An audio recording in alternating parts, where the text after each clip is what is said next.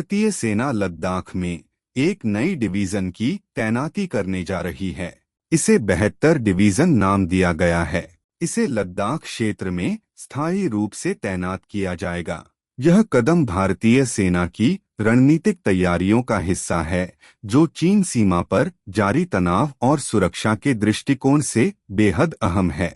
लद्दाख भारत चीन सीमा के निकट स्थित है और इसे अपनी भौगोलिक स्थिति के कारण हमेशा से ही सैन्य दृष्टिकोण से संवेदनशील माना गया है।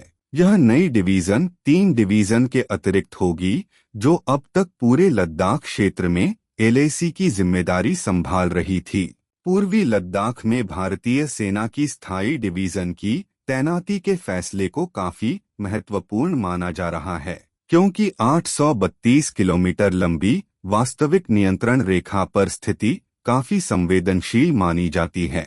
एक जानकारी के मुताबिक 72 डिवीजन लेह स्थित फायर एंड फ्यूरी कोर के अधीन रहेगी। फायर एंड फ्यूरी कोर की स्थापना कारगिल युद्ध के बाद 1999 में की गई थी।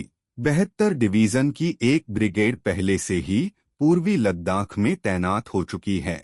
एक ब्रिगेड में 3500 से 4000 सैनिक होते हैं, जिसकी कमांड ब्रिगेडियर रैंक का अधिकारी करता है। इस डिवीजन के बड़े हिस्से को देश के पश्चिमी भागों में प्रशिक्षण दिया जा रहा है, ताकि सैनिकों, उपकरणों और संगठन को विशेष कार्यों के अनुसार तैयार किया जा सके।